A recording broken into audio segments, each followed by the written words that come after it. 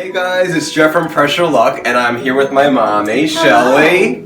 It's because of her that I'm here.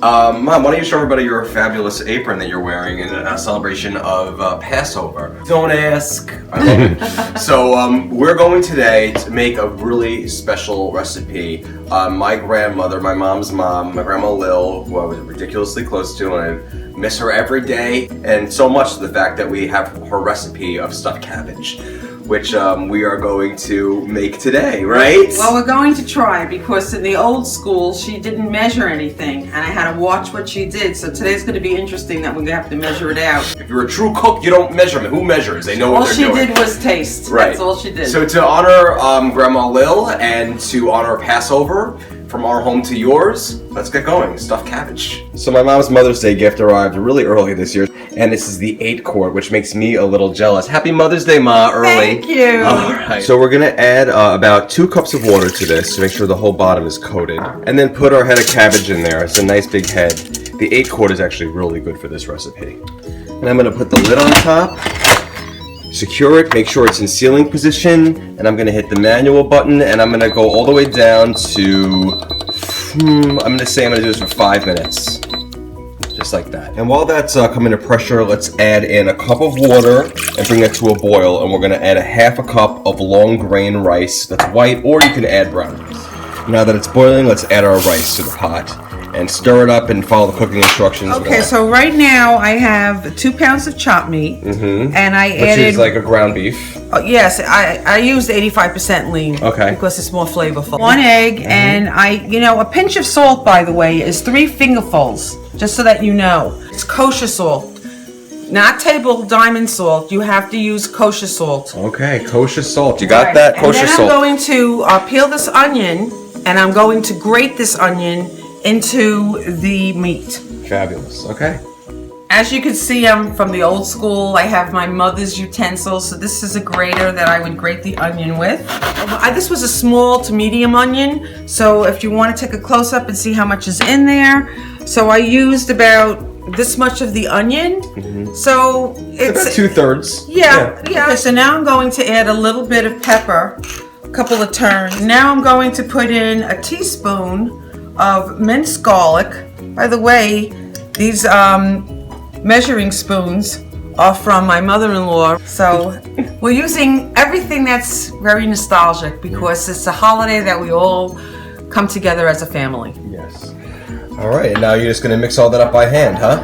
Yes, I'm going to. If this is going to gross you out, then, whatever. Clean, right, Ma? Oh, definitely. All right, good. And now we've taken our rice and give all that a mix and mix the rice up. Obviously, we waited until the rice cools off, because you don't want to burn your hands. Right. So you just mix all the rice up with all the meat, and it's supposed to really keep it and hold it together. Okay, we're all set. And Ma, since you've never used the Instant Pot really before, I want you to get used to doing a quick release. So you're gonna take your hand, be careful, avoid the top of that, and just take this and then tilt it towards you. Ready? And go. All the way. It's not scary, right? Oh no! All right, and let's get the lid off. And there's our lovely cabbage, all nice and steamed. And we're gonna just let that sit for a little bit and cool, and then we're going to peel off the leaves. So this is a recipe that, it's like the Torah, where you pass it down from generation to generation. I'm passing you down my mom, your grandma's recipe from me to you. This is a recipe that is not going to be quick and easy and just simple. This is something where you get together with family on a Saturday afternoon or a Sunday afternoon, you exchange some tales, you gossip about other family members, you have a glass of wine, it's something you savor. It's moments like these that make me the happiest. I love moments like these.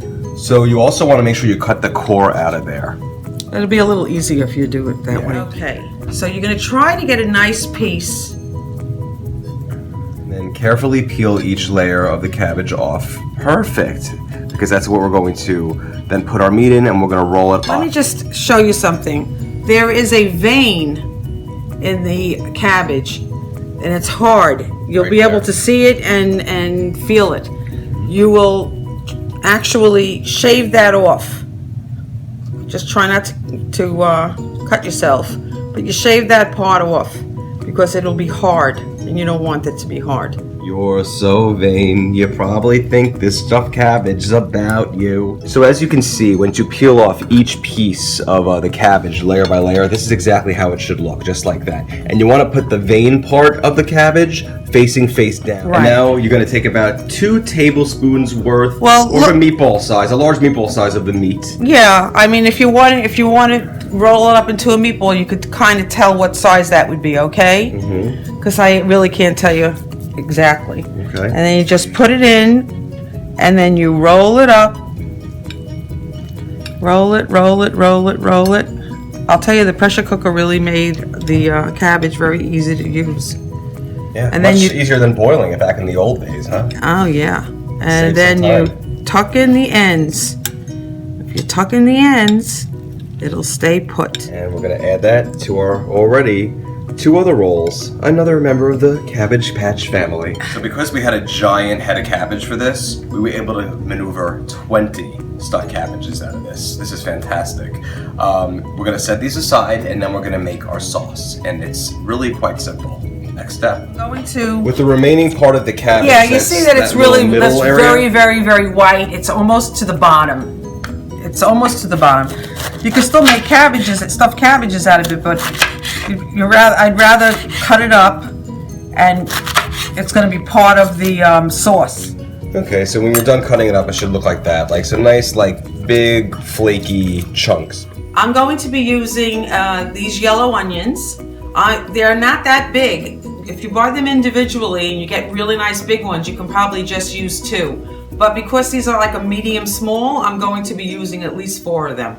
All right, and sorry, Mom, you don't have the magic snap technique, so we're gonna have to actually have you cut them up.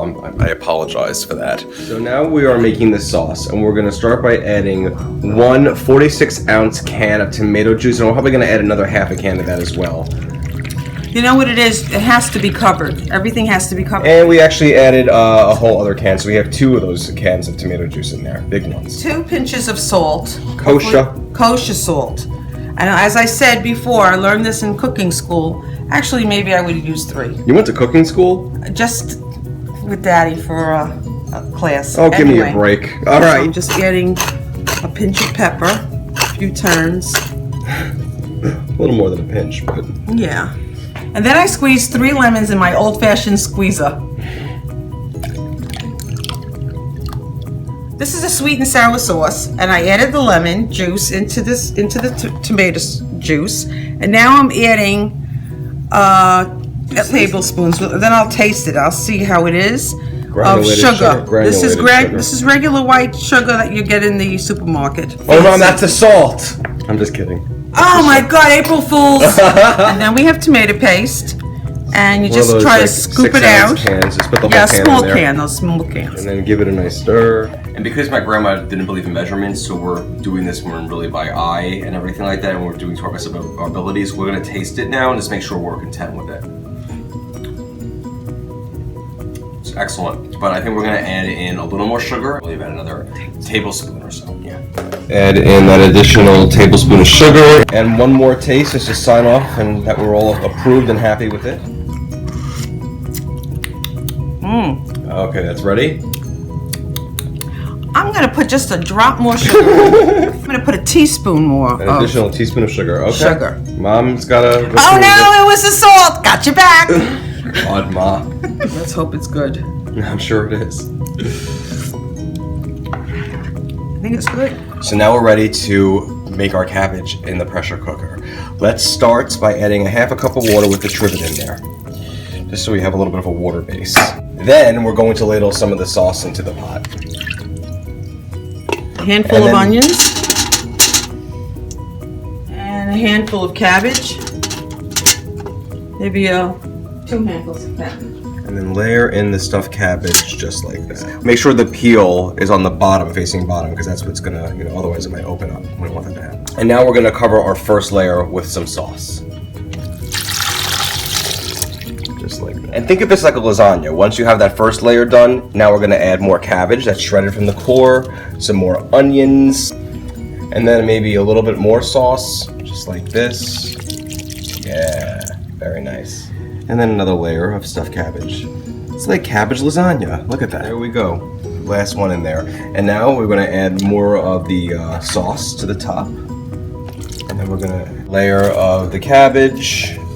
And another layer of the onions. And you don't have to use all the cabbage and onions that you shredded up. It's okay if you don't. It's always just better to be prepared. There we go. So really cover it nicely. And then really top it all off with more salt. And I'm putting in 1 tablespoon Of Crisco. of Crisco. And just throw it on top. Yeah. And then let's get the lid on top of the cooker. Make sure we're in sealing position. And we're going to hit manual. And look at that. We just want to do it for 18 minutes and that's it. 18 minutes? Yeah, Ma. 18 minutes. No. Times have changed. That's it. How long do Grandma usually have to do it on the stove for? Oh, she used to simmer it for like 5 hours. Well, times have changed. In the meantime, now we can just, sit down and play a nice game of Mahjong. How does that sound? Good? That sounds terrific. All right. Okay guys, because we put so much cabbage and so much sauce in the pot, you gotta be a little patient in terms of it coming to pressure. In fact, it's probably gonna start counting down before the pin goes up. Very likely, it won't even pop up until there's about 10 or even maybe 5 minutes left in the cooking. It's totally fine, totally normal, it's totally gonna cook perfectly. Just trust it. So don't fret, don't fear. It's because there's a lot of liquid in there. If you have a 6-quart pot instead, you might wanna do it into 2 batches because the 8-quart can really hold a lot more. And now that that's done, we're going to do a 15-minute natural release. Wait till that gets to 15. And we've hit 15 minutes in the natural release, so I'm going to do the rest on a quick release. And because there was so much liquid in the pot, I'm going to put a towel over the nozzle when I turn it into a quick release, just to be safe. And we're safe. And the pin just dropped. And moment of truth. See how this looks? Oh, wow. Wow, what do you think? That looks amazing. I hope it's as good as it looks. Me too. Wow. I think Grandma's going to be proud. So what we're going to do now is we're going to take a slotted spoon and take each piece of cabbage, or however much we want, and just lay it in a nice serving dish, just like so. I'm going to also put the cabbage and the onions that we added separately, Okay. so that it's all in there.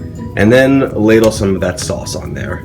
Real nice. Fantastic. All right, so This is the moment of truth. moment of truth. This is scary. Ooh, the meat looks great. Scary, scary, scary. Look at that. Beautiful meat, cooked perfectly. We hope. Really? Oh my Let me God. taste it. Really? It's delicious.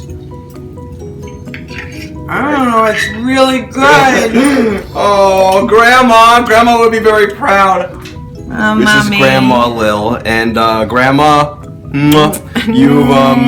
it's because of her that we have this amazing recipe, and guys, thank you so much for joining us. This is a special one for me, and please, if you enjoy the page, and please go to Pressure Luck Cooking at Facebook. That's facebook.com/Pressure Luck Cooking, and subscribe to my social media channels. I have all of them at this point. And happy Passover from our family to yours. And if you don't celebrate Passover, you should make this anyway. It's not strictly a Jewish dish at all. It's just delicious, and that's what counts. So until next time, guys, I love you, Mommy. Mwah.